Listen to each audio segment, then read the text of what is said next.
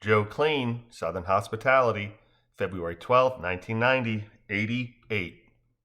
Misty accepted the drink Joe offered and took a long pull on her straw as she hesitantly began spinning her tale of body shots in Newburgh, New York, her proclivity for storytelling receiving periodic enhancements with each subsequent sip of ethyl alcohol.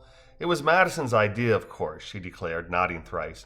Madison is your younger sister, right? Kelsey asked. Yep, number 6, Misty confirmed. I'm sorry, John asked, did you say number 6? Is that a birth order thing?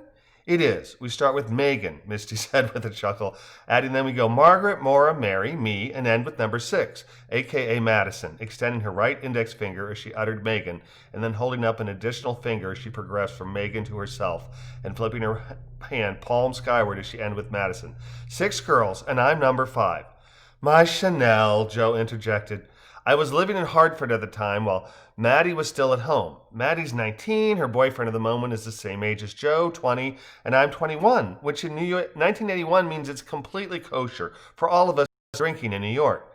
Not that being underage ever stopped a demeanor from imbibing, Joe says.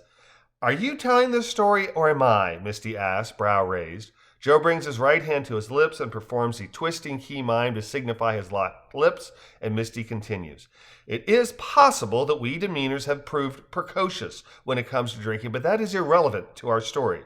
Says a woman who started visiting Norm's bar in Brewster before she was a teen, Joe says. Locked lips? Misty asks.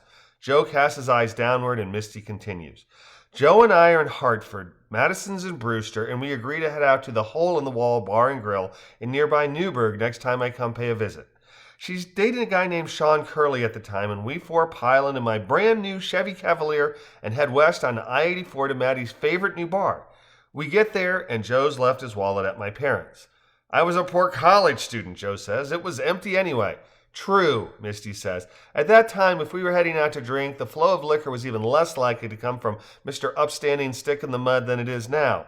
And Joe had turned 18 2.5 years earlier, and we simply didn't get proofed anymore.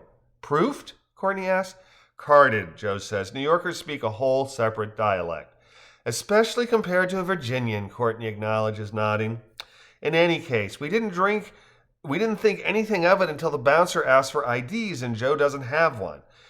Takes over half an hour to get to the hole in the wall, and we're all pleading and explaining to the bouncer that not only is Joe over 18, but that he's turning 21 in 3 months, and the guy finally relents and lets us in. Bouncer boy's collecting our cover and still giving us grief concerning letting Joe in without ID when I whip out my wallet and pay to cover the cover charge for both of us. The way dude went off, you'd think Joe just insulted the guy's mother. I mean, he went ballistic. And Joe at this point's just laughing. Hey, Joe says, when you got it, you got it. Gigolos of the world unite. We have nothing to lose but our chains, or some such Joe Kleen claptrap. We got in, and we did our body shots, Joe added. And we did our body shots, Misty confirmed. Speaking of, would you get me a refill, sweetie? Telling tales is thirsty work.